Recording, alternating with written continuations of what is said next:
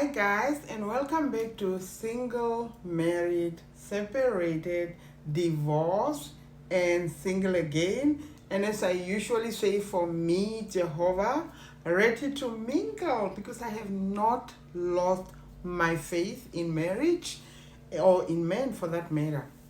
And stop saying all men are dogs. If you have been treated badly by some men, please don't write them off, okay? And for those who are married to white men, stop thinking that because you are married to a white man, black men are bad. Guess what? There is many white women who are married to black men, and I don't think it's because white men are bad. So stop you using that narrative. White women don't use that narrative. Why is it that you guys, you black women, use that narrative? Is it the colonialism, whatever, in your head, or what's going on? Is the colonizer mind still disturbing you? Oh my God. Anyway, let's get started. So please don't forget to subscribe, like, and comment, and push that notification button so that every single time Jehovah load a new video, you are ahead of your game. By the way, that was me introducing myself, Jehovah. Let's get started.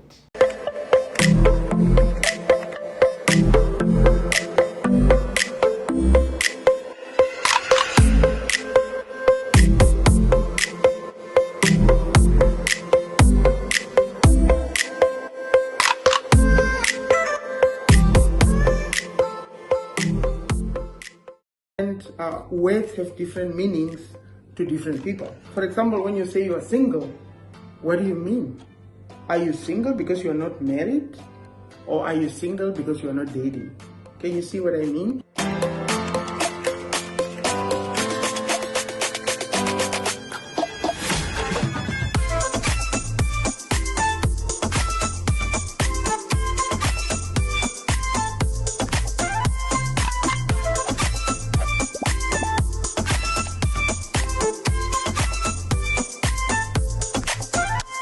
Okay, without wasting any time, as I said, people has complained about wanting short videos instead of longer. So I always try to make my videos less than 15 minutes, even if we have so many things to talk about and so on. And I'm building my channels and so on. And because I have 4 channels, it's kind of hard to navigate through like TikTok and Instagram and Facebook and then obviously YouTube. So don't worry, sooner or later we'll start going live, especially on this channel and the Black Consciousness Movement channel, or even on preaching. So don't worry, but for now, today we're going to talk about something that so last week I was talking about women being gold diggers, like women just looking for a man that can provide for them, and they just if this man was providing and then now maybe they lost their job, women are quitting these marriages. It's bad, and I talked about that last week. But now today I'm on the men. So today we're gonna talk about even like what men responsibilities are and their own faults and so on. And I'm gonna actually start with kind of like what I talked about last week to the women about a man being a provider and also a man being a protector. So one of the things that I can mention is that men, you guys need to know that when it comes to providing, you are the head of that family. You need to provide. You are the one who needs to provide. And when I say providing, I mean, like, for example, a man should not actually be in a position to say that, oh, it's a 50-50 or 70-30. It doesn't matter. You should actually provide 100% to that family, okay? Women should actually work not as an obligation to provide or to help provide. They should work because it's a comfort. Now, here's the catch, right? Because remember, things have changed a lot, okay? Things have changed. Because remember, when a man provides and he's a protector, he's protecting you so that you feel safe and so on. And really protecting, I'm going to come to protecting now. We are talking about providing. Let's finish providing first. So when a man is providing, it means that he has a job, he's going out to make sure that he gets money. Okay, so he's going out to actually make sure that he gets money so that he will be able to pay the bills, whatever those bills are, rent and so on. So while the duty of protecting is on the man, there is a duty that stays with the women. So the woman is actually at home, making sure that the kids are taken care of, they are dropped at the different institution, whatever, like schools or maybe sport programs, whatever programs they're involved in. When the men come home, the woman has cooked and all that. Obviously the feminist movement is like going against this. Okay, so anyway, so now this is the thing. When a woman wants to work, maybe she has more than enough time to do all these things and now she has an extra job, that money should not be used to contribute to the household. That money is for the woman herself. Like sometimes she wants to do her nails like I do. She wants to do her hair like I do. And sometimes, although the men will say that, oh no, I'm gonna do that, if there's an extra way of earning money for the woman, that's okay. That's an okay thing. It's not like, but she shouldn't be able to use that money to now contribute to the house, right? But now here comes the thing. What if in that case, the men lose her job and the woman has, like this extra income? So that extra income can help the man get on his feet. Now, this is what I want men to hear. Get on your feet, okay? I am helping you to get on your feet, but you're not going to depend on me because I should be able to depend on you fully. My money, if I'm earning 10,000 and you are earning 20,000, the 20,000 should be able to take care of the whole family. That is your responsibility as a man. Don't put that on a woman, okay? If you have a woman who does that, help you contribute, thank God for her. But she shouldn't. I think what I want to say is a woman should not work as an obligation because she has to provide or she has to help provide. No, she can work as a hobby for her. And if she wants to, for example, I want to spoil my husband with, some gift or whatever, then I can use that money. That's okay. But it shouldn't be to pay rent and help contribute and so on. That is completely wrong. Okay? And in a case where, for example, now, as we know, obviously roles are exchanged, maybe the woman is working and the man is the one taking care of kids and so on, I don't see anything wrong with that. That is an agreement between the two couples. But I'm only putting out there the roles and how things should be. Now, I know the feminist movement is against all these things. They're going to tell you that, no, we are equal. I can do this and do this. And I always say that this feminist movement is not only against men, putting our men down, that you can be a man, because if you are now, doing this, it means like you are narcissistic or you're a bully and so on, because men and women are different, okay? Men and women are different and we were created that way, and that's okay, right? And now the thing is, the feminist movement will come and say that a woman can do everything. I can go to work and, have my 8 hours and still take care of the kids and, do this and cook for the men, which is a lot of BS. We know that, right? It's nonsense, okay? It's nonsense, and that's why most women are frustrated, depressed, and all these things, because everything is being put on them now, because now they have to contribute to the family, but they also have to actually go ahead with their roles. So which one? Am I a provider or am I, am I a helper? Because a helper is obviously helping you. As I say, when you lose your job, I can help you get on your feet, okay? Get on your feet means that it's temporarily.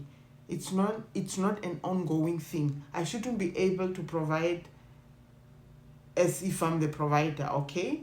But I will go back to the point that couples can decide who does what and who does what, and that's okay for them. I have no problem with that, okay? Anyway, the second point, because today we are discussing and I'm talking to the men about them being providers and protectors. And sometimes this phrase protecting, sometimes they think like you have to protect me when somebody's gonna bully me, like, or a man is gonna want to beat me up or what, those things. No, it doesn't only end with that. I don't even think it starts with that. Protecting is protecting your wife's emotions from having to worry about even other women. Okay? When we're in public and women are flirting with you, they have to know that you have somebody that you love. Protect my feelings, because we are very vulnerable as women. We want a man who can stand his ground amongst other women. Okay? So protect those feelings. That is part of protecting. Protecting is not only when somebody wants to beat me up, because who wants to beat who up? Like in 2024, protecting also means that you protect your wife against your own family. Okay? And yes, I know some women are wicked, but most of the time, to be quite honest, I think most women, maybe 90% of women, definitely want to be in the good books of their in-laws. I don't think any woman whatsoever would want to have enemies with their in-laws, because women have a nurturing nature. Maybe the one you are dating is not, but most women really wants to be in good books with their in-laws, so they will try everything to work out things, even with your maybe sisters that are not that good. So you need to protect her. Even if there is a problem between you guys or whatever, you see something, protect her and come and tell her secretly that, honey, what you did there, I didn't like it how you talked to my sister like that. I didn't like it how you talked to my mom. But protect her, okay? Don't make her vulnerable and put her in vulnerable situation where she's now being seen as the enemy. She's now being seen as the person who's bringing problems between you guys and so on. Because remember, the Bible say live and cleave. In order for you to cleave unto your wife, you have to live. Now, living is not like you are abandoning your family. No. Living just basically means that the decisions that you usually will ask your sister for advice, or even your mom or your dad, now you have a helper. God gave you a helper. Remember, your mom is also helping your dad, right? So it's now time for you to live and to cleave so that your helper can start helping you. That is what it really means, okay? So when you protect your wife, you are protecting her against all these things. Now, another thing that I actually want to mention is how when a man is going through hell and the woman is helping her, the man needs to know that the woman is helping her because she loves him and because she wants to protect her husband's shame, her husband vulnerability and so on. And so it shouldn't be that she's trying to prove a point, because sometimes men, because they have an ego, they will have this like, it's kind of like you think you are better than me. No, it's not, because she thinks she's better than you, although a helper is supposed to be better than the person they're helping. So probably when it comes to feelings about things, upcoming businesses, maybe she is better than you. So another thing in protecting is also the fact that when you are going through hell or when you're going through stuff and so on, when a woman is helping you out, when you happen to get out of that situation and then you forgot about that woman and now you want to enjoy your riches with somebody else, that is wrong even before God. But I can actually say that most men, for the most part, most men don't really forget when a woman do things for them, when a woman helped them, they will never forget a woman was there, no matter what. I don't know about that, but I actually think that most women do, honestly speaking. So as I said, and I know like most women might not agree with me, but to be quite honest, most women forget a man who was there for them kind of easily in comparison to men. Men don't forget. I know there's a few that does, but most men would not forget. Anyway, this is what I'm gonna leave with you. A man faithfulness, or let me start with a woman. A woman faithfulness towards her husband or the person, significant other or whatever, is tested when he has nothing. Meaning when your man has nothing, you are actually the one going through a test to see whether you will stand with him. And to be quite honest, most women, I don't know what that is. I don't know who asked for that. What kind of thing is that? Wow, that's a good thing anyway. So most women actually fail that test because nowadays, as I talked about it last week, most women has turned themselves into beginning to dig gold, into gold diggers.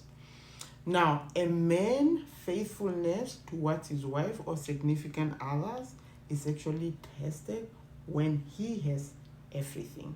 So man, this is for you. So when you have your wealth and your everything, you are going to be tested because you guys has this ego of, oh no, now I can have every woman I want, I can have every girlfriend I want. So now you are being tested. Are you going to stand with your wife, with your significant other, with a woman who was there for you when you were going through trouble? Are you going to stand with her alone, or are you going to become or turn into a Casanova? Are you going to turn into a playboy? Because most men, obviously, because now most women want, to dig gold. Now men can actually use that, so they can obviously use their money to have a lot of women, have a lot of girlfriends and so on. So I will leave you with this.